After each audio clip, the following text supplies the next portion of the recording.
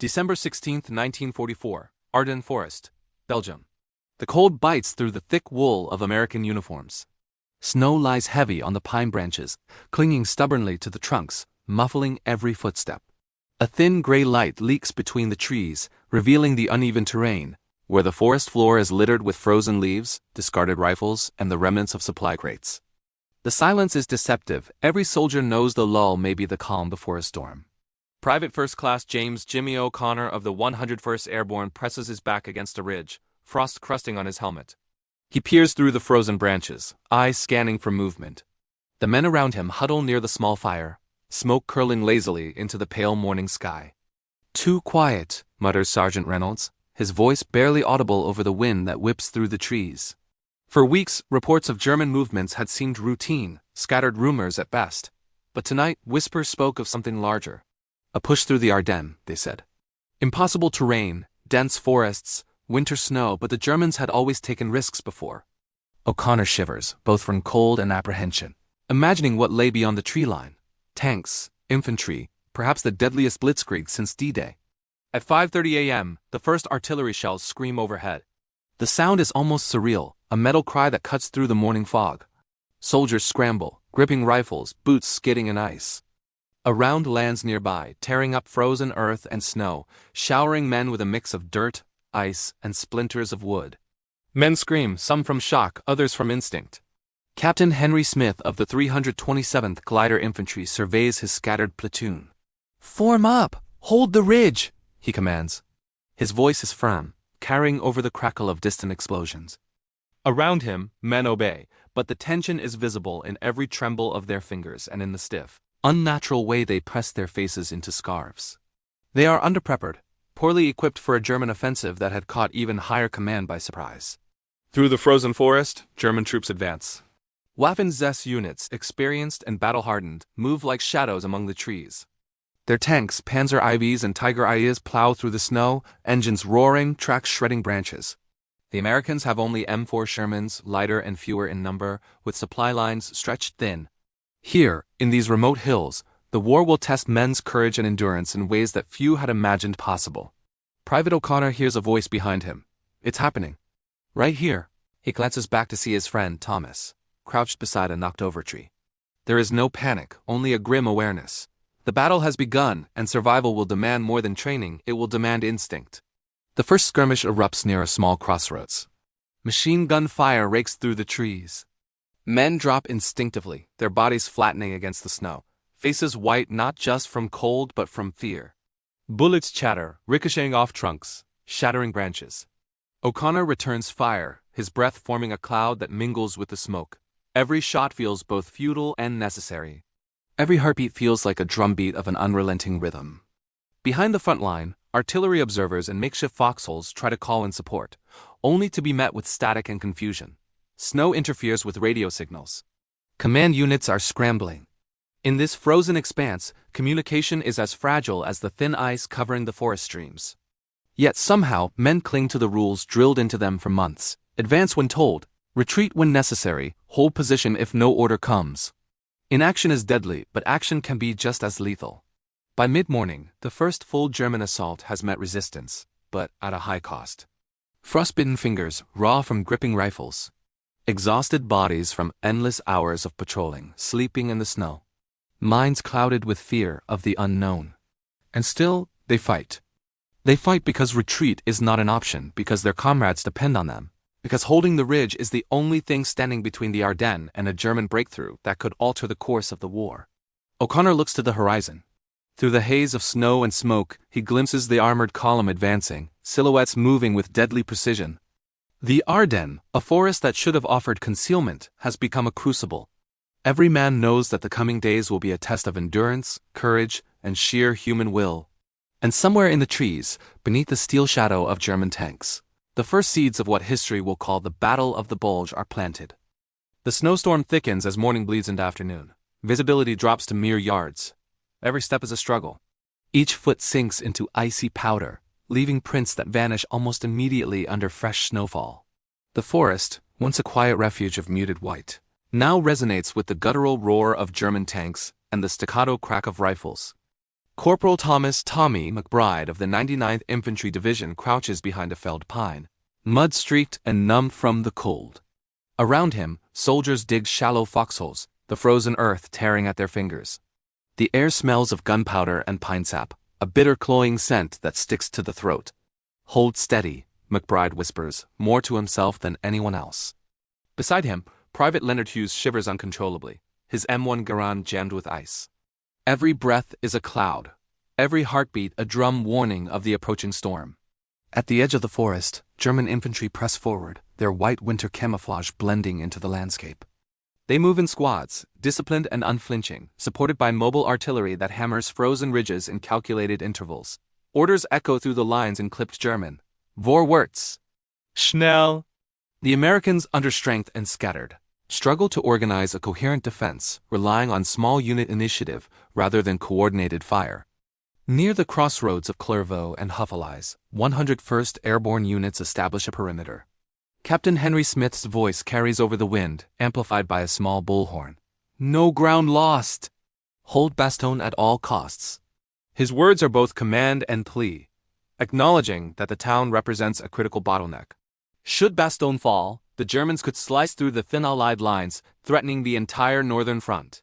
O'Connor, now moving with a small squad through knee-deep snow, spots a German scout team approaching from the ridge above. He raises his rifle, hand trembling from cold and adrenaline. One shot, then another, his bullets finding targets before the Germans disappear into a shallow hollow. They retreat only temporarily, leaving O'Connor and his men with a hollow sense of relief. The forest has become a deadly chessboard, each tree a potential hiding spot, each ridge a precarious advantage. Communication is chaotic. Radio operators, bundled in ragged layers, attempt to patch messages back to divisional command, only to encounter static, interference, or silence. Brigadier General Anthony McAuliffe, in Bastogne, receives fragments of reports. German armored columns pushing west. Infantry infiltrating gaps in the lines, supplies delayed or blocked by snow and ice. He scribbles notes furiously, eyes scanning maps thick with hand-drawn lines and unit positions. His reply, later immortalized in history, is a terse "nuts," a concise rejection of surrender under siege. By nightfall, small engagements stretch across the Ardennes. Men huddle in shell craters and behind snow-laden trees, sharing meager rations and warmth from flickering fires. The cold is merciless. Frostbite sets in faster than bullets can find flesh. Soldiers whisper prayers, letters from home clutched in frozen hands, smoke from their fires mingling with the bitter scent of pine and gunpowder. In a clearing near Foy, a Sherman tank, partially immobilized in snow, provides both cover and a deadly target. Its cannon fires sporadically, a testament to both courage and desperation. Sergeant Reynolds yells over the roar, "Keep moving! Keep moving!" As the tank fires, O'Connor feels the ground shudder beneath him. Trees splinter under incoming shells. The forest itself seems to groan under the weight of artillery and the boots of advancing troops. At the front lines, medics rush from one frozen body to another, administering morphine and bandaging wounds in conditions no field manual could fully anticipate.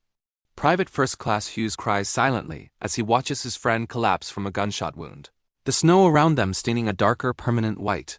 There is no time to mourn. The battle does not pause for grief. Meanwhile, German commanders, confident in surprise, push relentlessly. Panzer divisions carve paths through the forest, guided by reconnaissance and maps, occasionally slowed by terrain too treacherous even for armored vehicles. Snow-laden branches snap under the weight of their advance, leaving broken canopies and shattered underbrush.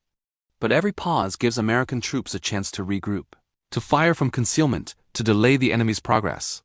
Throughout the night, the forest becomes a patchwork of trenches, burned vehicles, and scattered men. Soldiers cling to hope as best they can.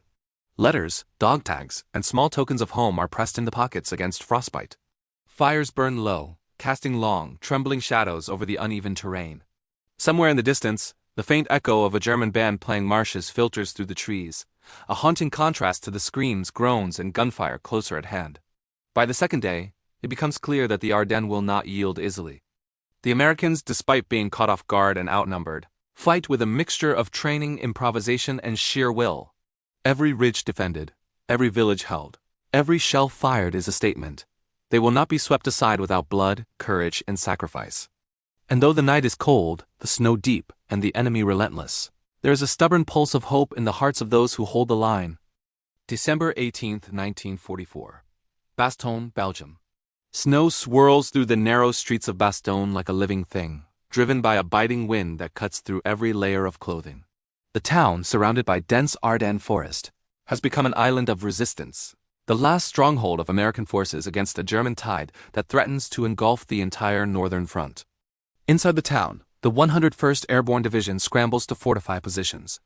Sandbags are stacked haphazardly, doors barricaded with furniture, windows boarded with scraps of wood.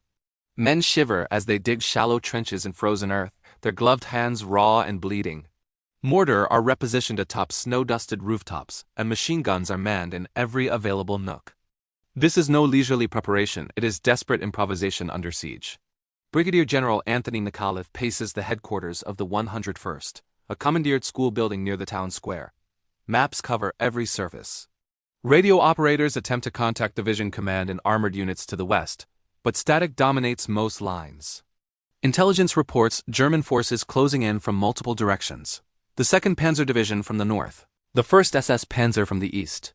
McAuliffe leans over the maps, pen scratching a line across Bastogne's perimeter, eyes dark with calculation. Outside, Private O'Connor and his squad move through the streets, rifles at the ready. He pauses beside a burned-out half-track, catching sight of Lieutenant John Baker directing men to cover exposed flanks. The lieutenant's breath forms clouds in the freezing air. "Hold that corner," he orders, voice tense but calm. Men obey instantly, knowing that any hesitation could open the door to German penetration. By mid-morning, the first probes of the German assault strike. Artillery shells slam into the town, shattering windows and collapsing chimneys. Snow is churned into a gritty gray, mingling with brick dust and the acrid tang of burning timber. O'Connor's ears ring with every blast. He counts seconds between flashes and explosions, instinct honed through weeks in the Ardennes. Each impact is a reminder, the enemy is near, and no position is safe. The Germans, expecting a quick capitulation, are surprised to find fierce resistance. The Americans are not merely holding, they are improvising traps, exploiting the terrain and repelling assaults with precision. A Panther tank rounds a corner, only to be immobilized by a hastily dug anti-tank ditch. Infantry squads hiding behind rubble rain fire on German troops, forcing them to retreat under heavy casualties. "Hold, don't give them an inch!" McAuliffe shouts from his command post, as if every word could bolster the weary defenders. Inside Bastogne, civilians huddle in basements and cellars, their faces pale from cold and fear. They listen to the echoes of shellfire overhead, prayers whispered in multiple languages. Some offer what little food they have to the soldiers, sharing bread, cheese, or potatoes, understanding that these men, strangers moments ago, are now the shield between their homes and destruction. As evening falls, the siege tightens. German forces begin encircling the town completely. Snowbound roads prevent rapid reinforcement, and supply lines are stretched to breaking. Inside Bastogne, rationing becomes urgent. Hot meals are rare, warmth is scarce. Frostbite begins to claim fingers and toes of men who, exhausted and cold, continue to hold the line with a stubborn grit. Yet morale, oddly, remains unbroken. In one schoolhouse-turned-barricade, soldiers sing quietly, muffled melodies from home, their voices trembling yet defiant. Lieutenant Baker distributes letters from families, each one a reminder of what they fight to protect. Outside, a small squad manages to capture a German courier, extracting intelligence that confirms the tightening grip of enemy forces around the town. By the third day, Bastogne resembles a snow-covered fortress under siege. Snipers pick off German soldiers in the tree line. Artillery observers direct mortar fire with painstaking care. Snow piles higher with each passing hour, muffling some explosions while amplifying the isolation. Soldiers share cigarettes, water, and whispered encouragements. Each man knows the stakes. Bastogne is a pivot point, a linchpin of the Ardennes front. Its fall could unravel the entire Allied defense in Belgium. In the early hours of December 20th, the Germans issue a formal demand for surrender. A courier trudges through snow and mud to the American command post. McAuliffe reads the note aloud, voice calm, eyes flicking to the exhausted men around him. To the U.S. forces in Bastogne, the encirclement of your town makes further resistance futile. Surrender now to avoid destruction of the town and needless loss of life. A tense silence follows. Then McAuliffe, without hesitation, scribbles a reply. Nuts. The single word, terse and unyielding, becomes a symbol of American defiance. Outside, the men hear it in spirit. Hold, endure, fight. Shells continue to pound the town, but morale stiffens. O'Connor, crouched behind a stone wall, smiles grimly at the small note delivered from command, simple words, yet more powerful than any artillery barrage. Through the long night, Bastogne holds. Each corner, each street becomes a point of resistance. The forested hills surrounding the town are littered with German dead and disabled vehicles. The Americans have slowed the advance, inflicted damage, and maintained the integrity of their line. Snow continues to fall, covering blood, mud, and footprints alike, masking the toll yet emphasizing the relentless endurance of those within. By dawn, the first glimmers of hope arrive from the west. Elements of General Patton's Third Army, racing through the snowbound Ardennes to relieve Bastogne.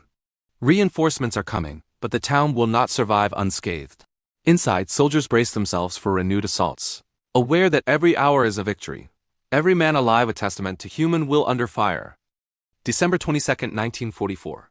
Ardennes Forest, west of Bastogne. The dawn breaks over a landscape shrouded in white.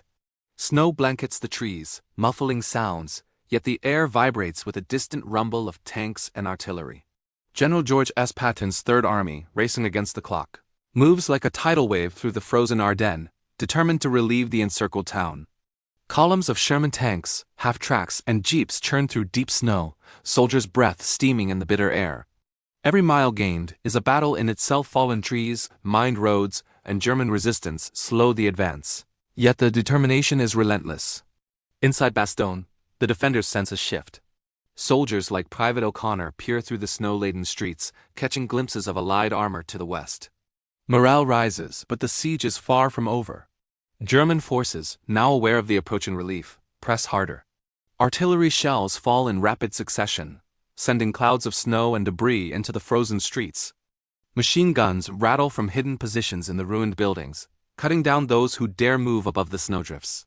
Lieutenant John Baker coordinates defensive fire, his voice hoarse from shouting over the din. Concentrate on the flanks! Keep them off the roads! Men obey, laying down suppressive fire while medics move quickly to aid the wounded. Smoke and gunpowder mingle with frost-laden breaths, creating an almost tangible fog that obscures both friend and foe.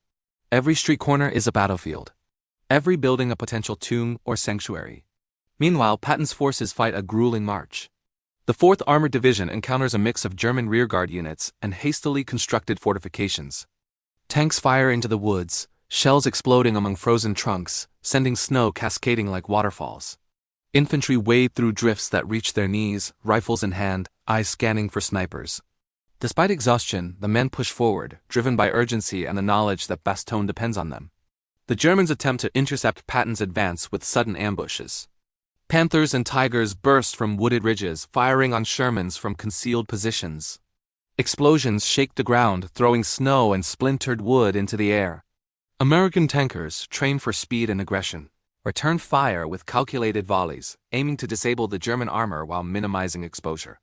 Sergeant Reynolds directs fire from a Sherman's hatch, shouting corrections and encouragement. Hit their left flank! Keep moving! Inside Bastogne, defenders brace for renewed attacks. German infantry attempt infiltration under the cover of snow and darkness. Close quarters fighting erupts in basements and alleys. Rifles crack, grenades explode, bayonets clash. O'Connor moves with his squad, clearing rooms and stairwells, senses heightened, breath visible in the cold, blood mingling with snow on the floor. Every step, every shot is life or death. Fear is constant, but so is determination. By midday, Patton's forces close within striking distance of Bastogne. Air reconnaissance confirms German withdrawals along certain axes, but resistance persists. Commanders coordinate artillery to soften enemy positions, creating corridors for infantry and armor to advance. Snow continues to fall, reducing visibility, but the relentless push forces the Germans into a reactive stance, a reversal of the initiative they had seized days earlier. At Bastogne, McAuliffe coordinates with incoming reinforcements via radio. Prepare for link-up, he instructs.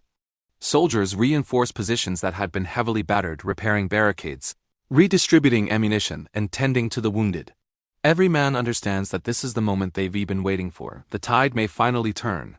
By late afternoon, the first Sherman tanks break through the snow-choked roads to the outskirts of Bastogne. Troops cheer, voices hoarse from shouting over gunfire. Soldiers like O'Connor rush to the vehicles, heart pounding, relief mingling with adrenaline. German forces, recognizing the incoming pressure, retreat into the forest, leaving behind wrecked vehicles and casualties. The battle, though not yet over, has shifted decisively. Bastogne remains in Allied hands. Night falls over the forest. Snow muffles the exhausted soldiers' movements. Fires burn low, casting flickering light on the battered town and the surrounding woods. The arrival of Patton's armored columns marks a turning point, but the fight is far from finished. For those who endured the siege, relief is tempered by the knowledge of what has been lost: comrades, innocence, and the fragile sense of safety. Yet hope, once buried under snow and fear, begins to thaw. Across the Ardennes, reports filter in. German offensives are faltering, supply lines stretched thin, and morale beginning to crack. The Battle of the Bulge, Hitler's last gamble, faces the first cracks of collapse. But the battle will continue, claiming lives and testing endurance, before history can finally judge the courage and sacrifice displayed in these frozen forests. December 23, 1944, Bastogne, Belgium. The town of Bastogne is battered but unbroken. Snow continues to fall in relentless sheets, blanketing rubble-strewn streets and frozen shell craters. Inside the defensive perimeter, American soldiers move with a weary precision. Frostbite claims fingers and toes even as adrenaline keeps men alive, and every patrol, every sentry shift is a reminder that the enemy could return at any moment. Private O'Connor trudges through an alleyway, rifle in hand, eyes scanning shadows for movement. Rubble and debris offer both concealment and danger. Snipers may lie in wait, and hidden machine guns can open fire without warning. Each breath forms a white cloud in front of his face, mingling with the smoke from fires burning in makeshift braziers. Behind him, the sounds of distant artillery punctuate the eerie silence between snowflakes.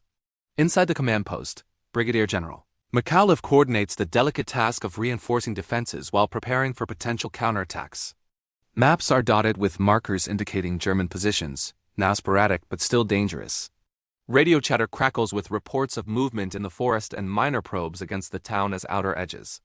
"We hold every street," McAuliffe says, voice calm yet resolute. "We give no ground." German forces, though stalled, continue to probe Bastogne's defenses. Infantry squads attempt flanking maneuvers, seeking gaps in snow-covered barricades. Mortar and artillery continue to pound outer positions, shaking buildings and sending clouds of icy dust into the streets. Soldiers brace behind walls, firing from windows or collapsed doorways. Private Hughes, beside O'Connor, takes cover as a shell explodes nearby. "This never stops," he mutters, voice muffled beneath his scarf, eyes wide with both fear and determination. In one block, a Sherman tank fires down a narrow street, its cannon blasting a German machine gun nest hidden behind a cornered building. Sergeant Reynolds emerges from the hatch, shouting directions to infantry below. "Move up! Cover the flank! Don't give them a step!" Men sprint across snow-covered intersections, boots sinking into drifts, rifles raised, adrenaline coursing through frozen veins. Casualties are mounting. Medics work feverishly in makeshift aid stations, tending to wounded soldiers with torn uniforms and frostbitten hands. Blood seeps into the snow, turning it a stark, violent red. Yet amid the carnage, acts of heroism emerge: soldiers carrying comrades to safety, sharing scarce blankets, and offering words of encouragement through the bitter wind.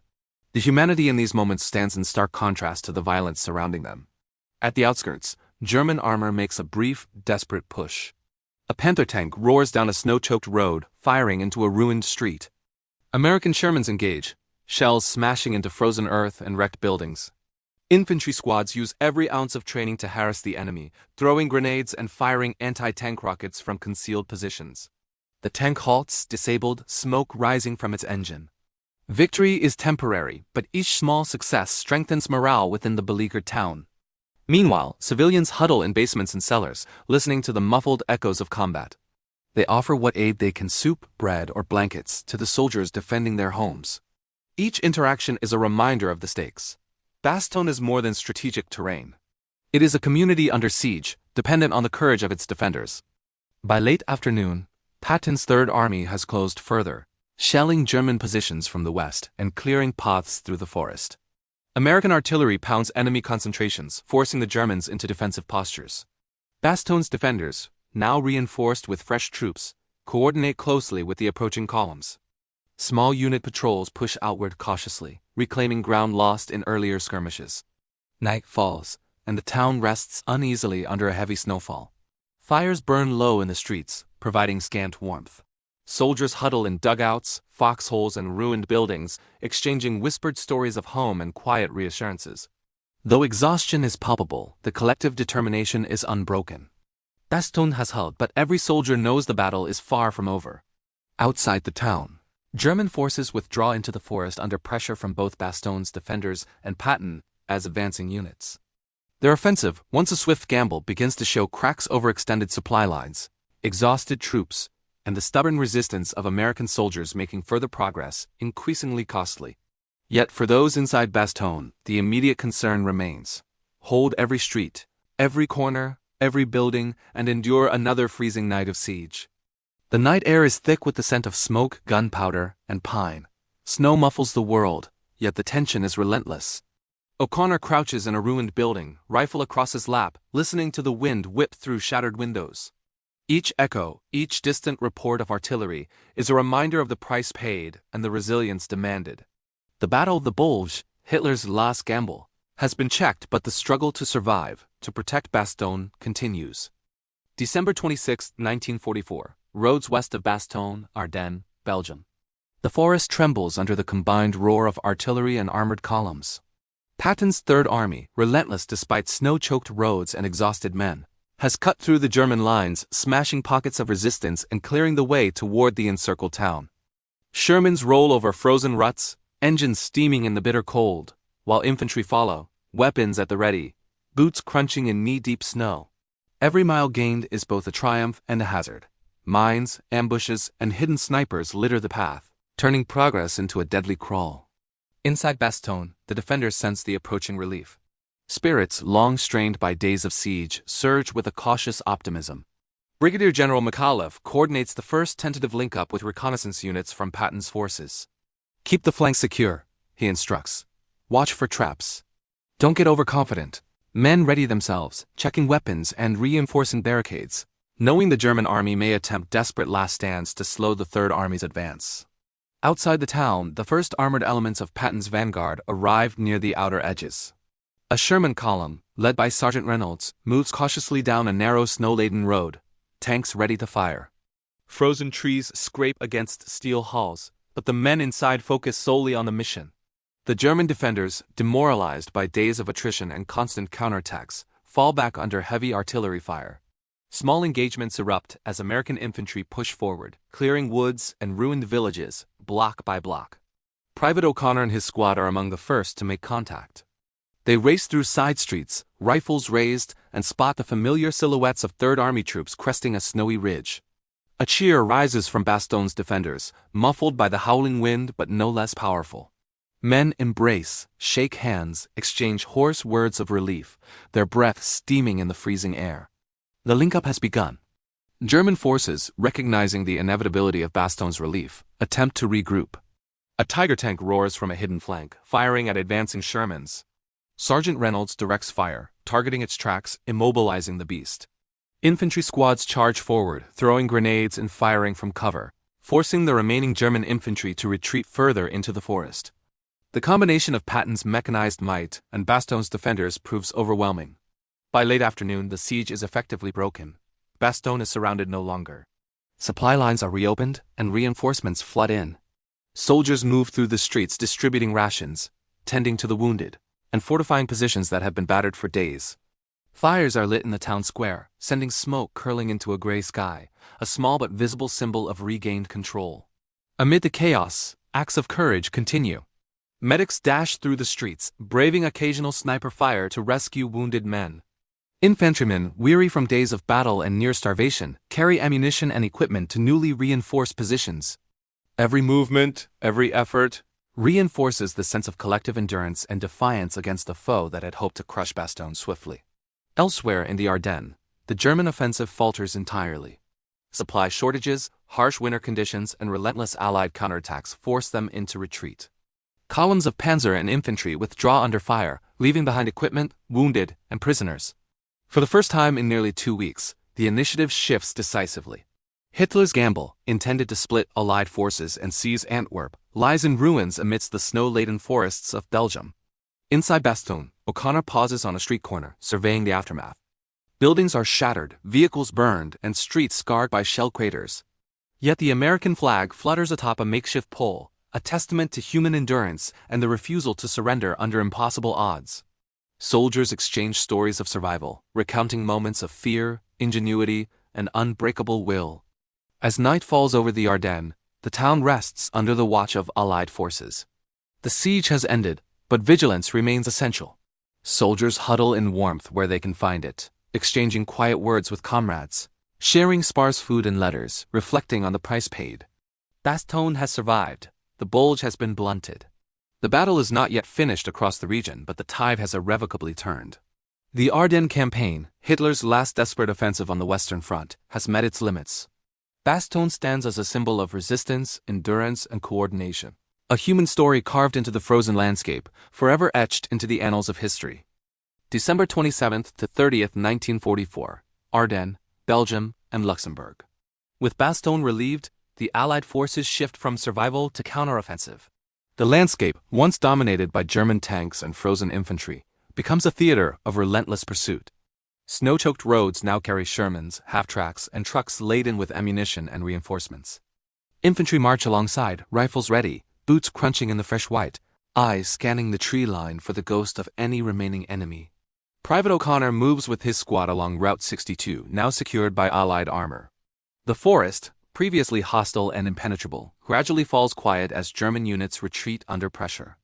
Burned-out vehicles litter the roadsides, abandoned by soldiers forced into hasty withdrawal.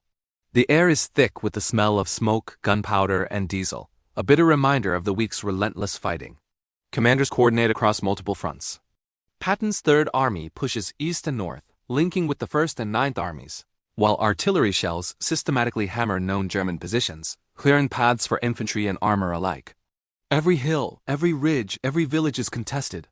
Units reclaim towns like Wiltz and Huffelise, often finding streets scarred by shell craters, civilian homes destroyed, and German soldiers in retreat or surrender. Skirmishes continue as the Germans, though diminished, attempt rearguard actions to delay Allied advance. A Panther ambush near a forested ridge catches an American squad off guard. Bullets tear through pine trunks, shouting echoes across the snow. O'Connor dives behind a fallen tree, firing bursts from his M1 Garand.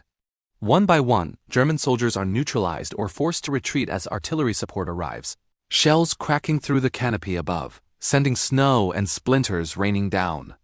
Morale among American troops soars. Soldiers sing quietly as they march between villages, laughter mingling with gunfire and artillery. Letters are read aloud around small fires. Men share coffee and chocolate, grateful for the reprieve between engagements. The snow, once an enemy, now provides cover for rapid advances. Every village retaken is a symbol of regained initiative and momentum. Civilians, emerging from cellars and hiding places, greet liberating forces with cautious relief. Families who had endured the cold, fear, and occupation of German troops emerge to find their homes scarred but still standing. Soldiers distribute rations and provide medical aid where needed. The human toll of the offensive is apparent everywhere: frozen bodies, wounded, and displaced families, but resilience, both civilian and military, remains evident. By December 29th, the German advance has been pushed back to pre-offensive lines. Panzer divisions, stripped of fuel and supplies, fall back into defensive positions along the Siegfried Line. Allied air reconnaissance observes abandoned positions, destroyed bridges, and empty roads, evidence of the desperation that had driven Hitler's last gamble. The Ardennes, once a theater of sudden chaos and fear, is slowly returning to Allied control. Inside Bastogne, soldiers like O'Connor begin the arduous task of securing supply lines and clearing remaining German pockets. The town itself, still scarred by artillery and street fighting, becomes a hub for further operations. Morale is high, but fatigue lingers. Men lean against walls, boots frozen, weapons dirty, faces streaked with soot and frostbite. Each breath is heavy, yet the collective determination remains unbroken. At command posts, officers tally casualties and coordinate for the next phase. Patton, relentless and methodical, pushes his units to maintain pressure, knowing that any pause could allow German forces to regroup. Reports come in: over 80,000 German casualties in the Ardennes, thousands of vehicles destroyed or abandoned, and Allied losses comparatively lower but still significant. These numbers, though staggering, do not capture the human cost, the exhaustion, fear, and courage that define the battle. As December ends, the Ardennes offensive, the Battle of the Bulge, is effectively over. Hitler's gamble has failed, the front stabilized, and Allied forces have seized the initiative. Soldiers, civilians, and commanders alike begin to comprehend the scope of what they endured. A battle fought in freezing forests, through snow, mud, and blood, where human endurance and tactical ingenuity met in a crucible that would shape history. January 1, 1945, Ardennes, Belgium. The snow that had once concealed the chaos of battle now reveals its grim aftermath. Fields, forests, and streets are littered with the remnants of war, shattered vehicles, frozen equipment, and the bodies of those who never saw relief. Soldiers tread carefully, boots crunching over frozen ground stained dark with blood. Each step is a reminder of the weeks of fear, exhaustion, and relentless combat that defined the Battle of the Bulge. Private O'Connor moves cautiously through a field outside, baston, rifle slung, scanning the tree line. He passes a fallen comrade, a medic who had risked everything to aid the wounded. A silent nod, a pause, and he continues. Men whisper stories of heroism and sacrifice. Sergeant Reynolds holding a position for hours against armored assault. Lieutenant Baker organizing counterattacks from ruined streets. Medics running between frozen bodies, pulling men to safety even under fire. These stories circulate quietly, a way of honoring those lost even as the living try to heal. Casualties were staggering. Over 19,000 Americans killed, wounded, or missing, and more than 60,000 Germans incapacitated by injury, capture, or desertion. Soldiers who survived carry physical scars, frostbite, shrapnel wounds, infections, and emotional ones. Many recount nights spent huddled in snow, listening to artillery overhead, fearing death would come silently in the freezing darkness. Sleep came rarely, meals were scarce, and hope often depended on the smallest acts of courage. A shared cigarette, a whispered word, a comrade's hand clasped in desperation. Civilians, too, bear the weight of the battle. Families emerge from cellars to find homes destroyed, loved ones missing, and food supplies gone. Hospitals overflow with wounded soldiers and civilians alike, struggling to cope with frostbite, gunshot wounds, and shell shock. Children wander streets still scarred by artillery. Elderly citizens gather in church basements, comforting each other with prayers and quiet songs. The human toll is profound, yet amid the devastation, acts of selflessness and solidarity shine. Soldiers share blankets, civilians distribute what little food remains, and medics work tirelessly in freezing conditions to save lives. Psychologically, the battle leaves indelible marks. Men recount the terror of being surrounded, the deafening roar of tanks, and the constant whistle of artillery. Many soldiers describe moments of surreal calm before explosions, the strange silence that preceded sudden chaos. The Ardennes tested endurance in ways few had imagined. Days of near starvation, near constant cold, and the omnipresent fear of encirclement. Yet for many, survival instills a hardened resilience, a belief in the collective will of men bound by duty and camaraderie. Medals and honors are distributed for acts of extraordinary bravery. Soldiers like Brigadier General McAuliffe, who defiantly replied "nuts" to German surrender demands, become icons of defiance. Enlisted men who held critical positions against overwhelming odds, often improvising in the absence of reinforcements, are recognized for their valor. Yet for every medal awarded, countless acts of heroism remain unrecorded, quiet sacrifices made in snow-choked forests and shattered towns. In Bastogne itself, reconstruction begins even as the larger campaign continues. Roads are cleared, bridges repaired, and communication lines restored. Soldiers clean weapons, repair vehicles, and tend to the wounded, while civilians start to reclaim daily life, salvaging what can be saved. Amid the ruins, laughter and music occasionally surface, small rebellions of life over the remnants of destruction. Yet memory lingers. Every scar on a building, every frozen footprint, every abandoned shell is a testimony to the human cost endured. For Private O'Connor and his comrades, the battle is over, but the memories remain vivid. The freezing nights, the relentless artillery, the cries of comrades, and the rare moments of courage, each etched into the minds of those who survived. Veterans carry these experiences into the months and years ahead, shaping their understanding of duty, sacrifice, and the fragile value of life. The Ardennes campaign, though a tactical victory for the Allies, is also a stark reminder of war's human toll. In the snow-covered forests and shattered villages, heroism and horror coexist. The Battle of the Bulge stands as both a story of strategic brilliance and desperate endurance, forever a testament to the resilience of the human spirit under the harshest conditions imaginable. January 1945, Ardennes, Belgium. The snow begins to melt, revealing the full extent of the devastation. Fields once pristine with winter's cover are now scarred with craters, shattered trees, and the remnants of tanks and vehicles. Villages like Bastogne bear the marks of relentless shelling and street-to-street combat, buildings hollowed out, roofs collapsed, and streets littered with debris. Yet, amid the destruction, life begins to return. Civilians rebuild homes, clear streets, and resume daily routines as best they can, their resilience mirroring that of the soldiers who defended them. Strategically, the Battle of the Bulge marks the last major German offensive on the Western Front. Hitler's gamble, designed to split the Allied lines and seize the port of Antwerp, failed. German forces, depleted in both manpower and material, are forced into retreat, and the initiative passes definitively to the Allies. Patton's rapid advance, the stubborn defense by the 101st Airborne, and coordinated Allied artillery and infantry actions demonstrate the effectiveness of combined arms tactics under extreme conditions. For the Allies, the Ardennes is a testament to both adaptability and endurance in the face of surprise and adversity. Casualty figures are staggering. The Americans suffer over 19,000 killed, 47,500 wounded, and more than 23,000 captured or missing. German casualties exceed 80,000, with tens of thousands wounded, captured, or immobilized by the freezing conditions. Equipment losses are immense on both sides. Tanks, trucks, artillery pieces, and aircraft destroyed or abandoned. Beyond the numbers, the human cost, trauma, frostbite, exhaustion echoes long after the battle. Veterans carry invisible scars, memories of friends lost, and moments of terror and courage that shaped their lives permanently. Bastogne emerges as a symbol of defiance and endurance. Brigadier General McAuliffe's famed one-word reply, "Nuts," becomes legendary, a concise expression of determination in the face of overwhelming odds. Monuments and memorials later commemorate the battle, honoring soldiers' courage, the townspeople's resilience, and the pivotal role the Ardennes campaign played in hastening the end of the war in Europe. Veterans return to tell their stories, contributing oral histories, diaries, and personal accounts that preserve the memory of those frozen days. For individuals like Private O'Connor, the battle leaves an indelible mark. The weeks spent huddled in snow, repelling assaults, and witnessing death and survival firsthand forge bonds that endure beyond the war.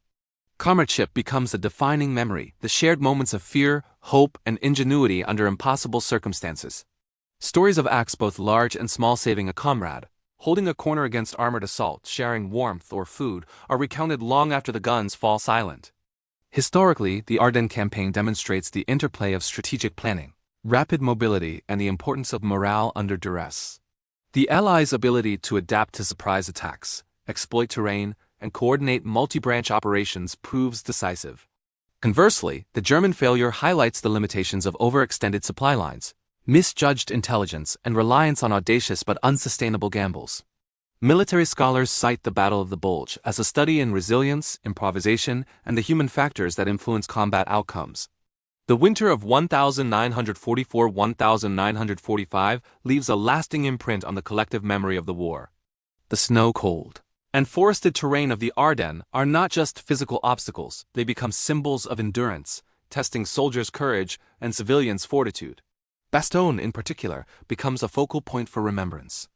Streets once filled with gunfire now host parades, memorials, and annual ceremonies honoring the men and women who withstood the siege. As the Allies advance into Germany in the months following the battle, the lessons of the Bulge resonate. Preparation, courage, adaptability, and the will to resist even under dire circumstances can alter the course of events. The Ardennes stands as a testament to the human spirit, the costs of war, and the ultimate triumph of determination over desperation. In the final analysis, Hitler's last gamble collapsed not just because of strategy or firepower, but because of the resilience of ordinary men and women thrust into extraordinary circumstances. From the frozen forests and snow-choked towns to the heroic defense of Bastogne, the Battle of the Bulge endures as a story of human endurance, courage, and the resolve that shaped the final months of World War II.